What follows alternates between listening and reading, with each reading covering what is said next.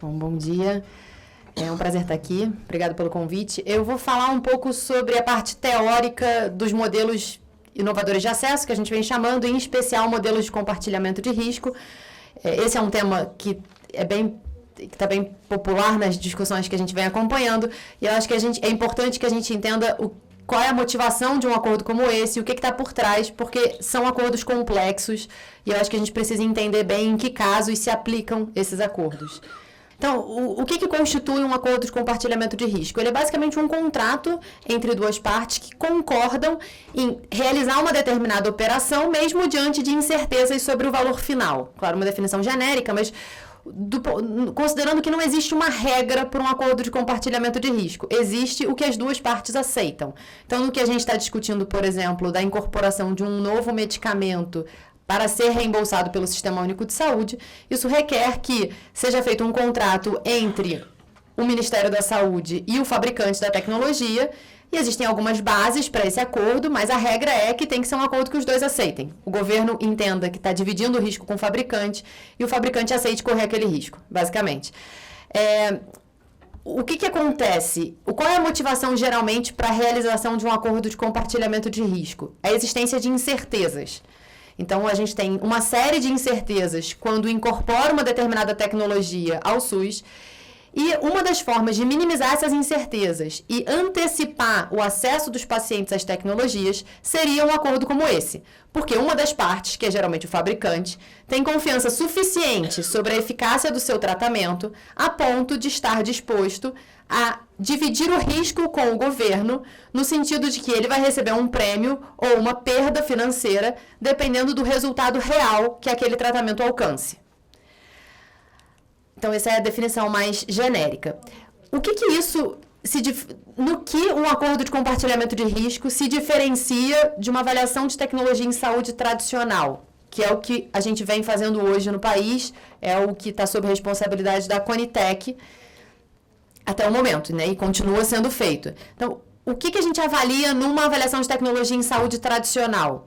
A gente avalia a eficácia e segurança dos produtos, mas quando a gente parte para a avaliação de custo-efetividade, o que a gente estuda? Bom, como é que se comporta o tratamento dessa doença com as medicações e com as terapias atualmente disponíveis? Ou, quando é o caso de uma doença rara, para a qual muitas vezes não existe ainda um tratamento disponível, qual é o desfecho, qual é a sequência que esses pacientes seguem no sistema? Então, eles recebem algum tipo de medicação?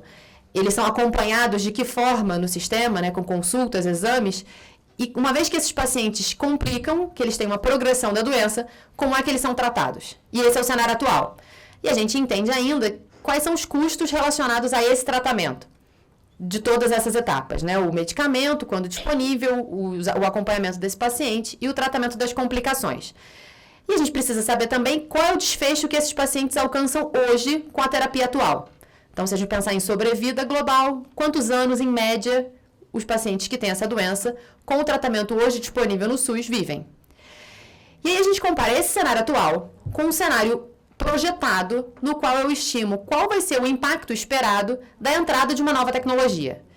Em geral, e aí a gente vai estudar qual vai ser a história natural dessa doença, que eu espero que exista, uma vez que eu tenha a nova tecnologia disponível. Muitas vezes o que acontece é que o medicamento em si é mais caro, tem um custo superior ao que se tinha antes, mas muitas vezes esse novo medicamento, por ser mais eficaz, reduz complicações futuras da doença.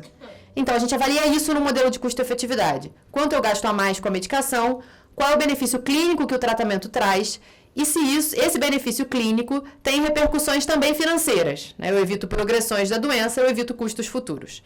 E eu espero que o desfecho em saúde alcançado pelo paciente seja superior ao que ele tinha com o tratamento padrão. Então, isso é o que a gente faz quando a gente avalia, quando a gente diz que fez uma análise de custo-efetividade. E a gente traduz esse resultado em um índice que é chamado de razão de custo-efetividade incremental. O que é isso? A gente compara, eu falo que é quase uma análise de retorno sobre investimento, mas o retorno é em saúde. Então, a gente compara quanto que, em média, eu gasto a mais por paciente com a nova tecnologia versus menos do que eu gastava com o tratamento padrão. Então, qual é esse adicional, levando em conta todo o horizonte de cuidado desse paciente. E eu divido isso pelo ganho em saúde. Então, se a gente pensasse em ganho de sobrevida, quantos anos, em média, eu espero que esses pacientes vivam a mais com a nova tecnologia.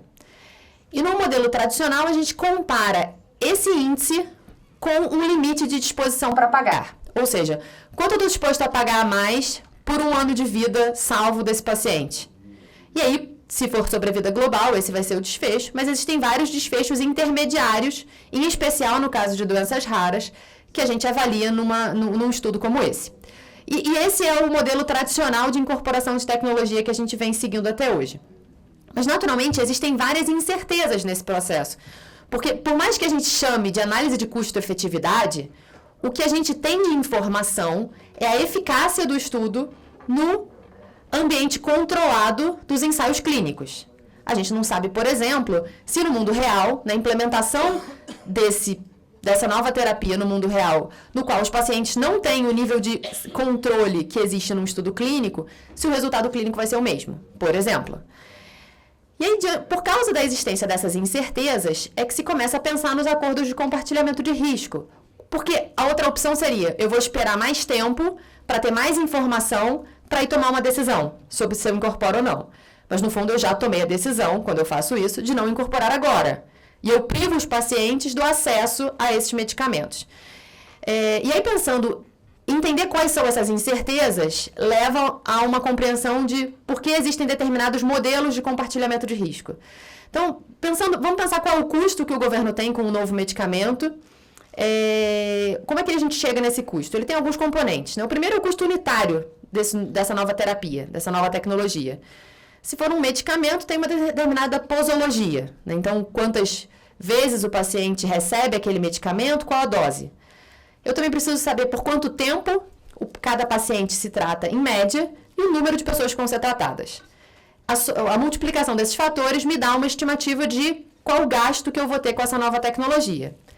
E eu também preciso saber qual é o desfecho em saúde que esses pacientes vão alcançar. Desses componentes todos, onde é que a gente tem mais incerteza? O preço, em geral, ele é negociado. Né? Então, o preço é resultado de uma negociação, eu posso definir um preço fixo. A posologia geralmente sai da bula. Então, aqui a gente tem um pouco mais de certeza de quais vão ser esses parâmetros. Mas aí a gente começa a entrar num cenário com parâmetros para os quais a gente realmente ainda tem incerteza. Então, quanto tempo esse paciente vai se tratar efetivamente com o medicamento? Vai ser igual ao que aconteceu no estudo clínico? A gente não tem certeza.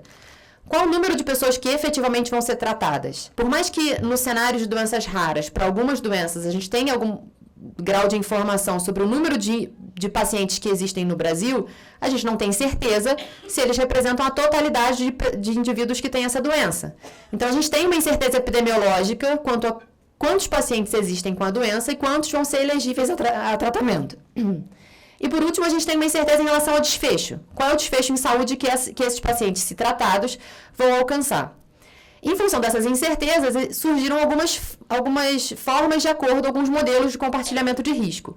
O primeiro deles é um que você define um CAP, um limite de tempo de tratamento. Então, como funcionaria? O governo diz o seguinte, olha, eu pago, e aí eu estou falando hipoteticamente de um tratamento, eu pago 2 anos de tratamento, porque é o que eu observei que é o tempo que esses pacientes se tratam, por exemplo, no estudo clínico, ou menos até. Existem modelos no Reino Unido, por exemplo, onde eles tratam por 4 ciclos de tratamento. Se passar desse limite, o fabricante arca com os custos, por exemplo.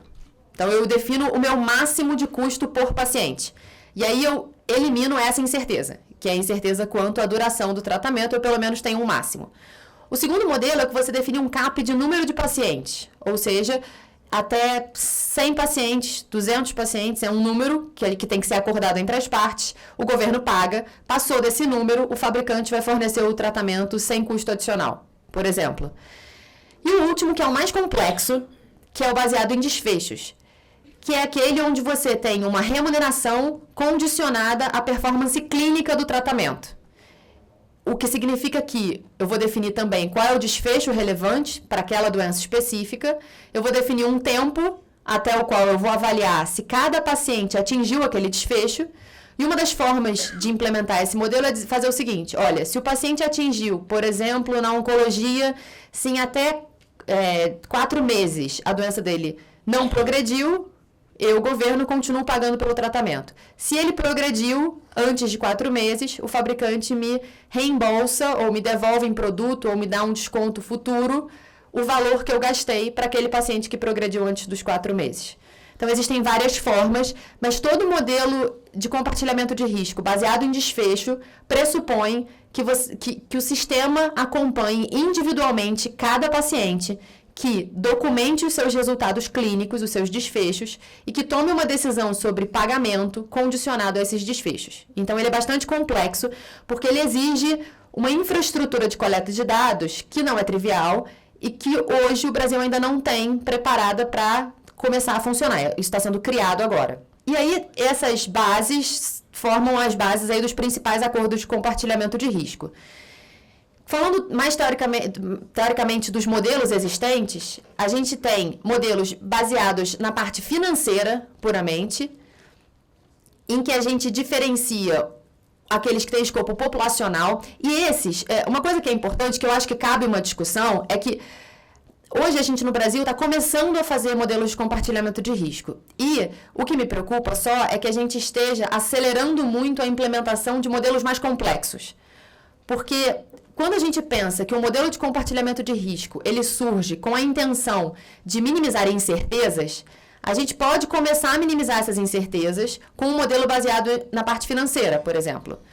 Esses modelos com escopo populacional, eles te dão uma previsibilidade do orçamento. Porque você pode definir que você tem um limite de número de pacientes que vão ser tratados, ou você vai ter um acordo de preço-volume. E ele é basicamente uma negociação comercial, realmente. No caso do CAP de número de pacientes, o fabricante realmente divide um risco, que pode ser um risco grande, em relação ao número de pessoas que vão ser tratadas, e o governo tem segurança de que ele vai gastar no máximo aquele valor pré-estabelecido. E ele é um modelo mais fácil de implementar, porque você acompanha a população que está sendo tratada, você não precisa acompanhar individualmente cada paciente. Existem os modelos baseados na parte financeira, que são individuais, no escopo individual do paciente, que você pode ou definir um CAP de tempo de tratamento, ou seja, um limite máximo de tempo de tratamento, ou existem modelos também onde o fabricante oferece o início do tratamento gratuitamente, e caso o paciente atinja um determinado desfecho pré-estabelecido, o governo continua pagando dali para frente. Esse é um outro modelo existente.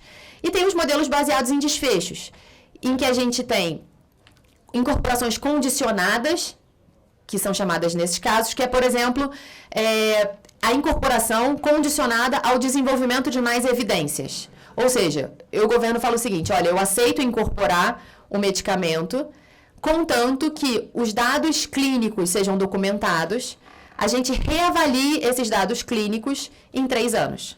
Alguns medicamentos que tiveram sua decisão de incorporação tomada no final do ano passado tiveram, pelo menos, a menção na decisão final, mas ainda não foram implementados efetivamente, de que seriam incorporados dessa forma. Incorporações condicionadas à coleta de dados para serem reavaliados em 3 anos. E a gente tem os modelos mais complexos, que são esses que eu comentei, que são baseados em desfechos. Eu acho que isso, existem alguns estudos, o Reino Unido foi um dos primeiros países a implementar isso, e o que eles viram é que o custo administrativo e o impacto no tempo das pessoas que estão mais próximas dos pacientes, dos recursos humanos que estão ligados ao cuidado do paciente, o tempo gasto com os programas de compartilhamento de risco baseados em desfechos é relevante. Porque informações precisam ser coletadas e isso precisa ser documentado de forma correta para que o programa possa ser efetivado. Então, acho que a gente tem que tomar um cuidado com esse planejamento de como vai ser a estrutura para a coleta desses dados. E aí, para finalizar, eu queria só colocar alguns desafios que a gente tem que ter em mente na hora de implementar um programa de compartilhamento de risco. O primeiro é definir quais são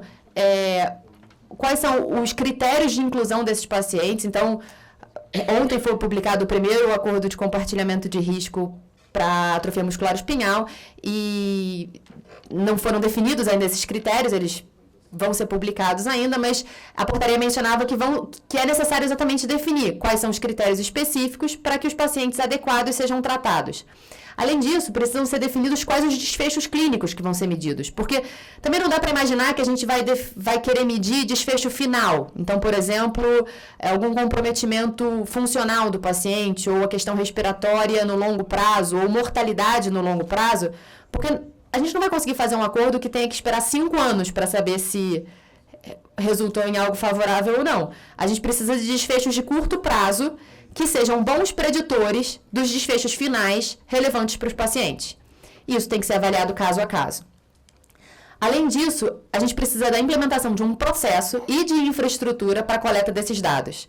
Isso está começando a ser criado no país, mas a gente não tem essa estrutura funcionando ainda. E isso é fundamental para que esses programas baseados em desfechos possam ser implementados. Um outro ponto é que, uma vez que a gente decide focar o tratamento nos centros de referência, a gente precisa garantir que os pacientes tenham acesso a esses centros de referência. A gente precisa criar mecanismos de devolução financeira, se esse for o caso. Então, para o paciente que não respondeu como deveria, como é que o fabricante devolve esse recurso para o governo? Em desconto futuro, em devolução de produto? Esse mecanismo ainda não está estabelecido e precisa ser criado. E, por último, uma definição de prazo, de contrato, depois do qual isso vai ser reavaliado. E de uma forma que a sociedade geral, e aí eu falo da sociedade civil de uma forma ampla, também aceite essas decisões. Porque num modelo como esse, pode existir um cenário em que um medicamento incorporado, depois de reavaliado, seja excluído. E aí a gente precisa entender como é que isso vai ser encarado de uma forma mais ampla pela sociedade, pelos pacientes que tiveram acesso inicialmente a esses programas. Muito obrigada.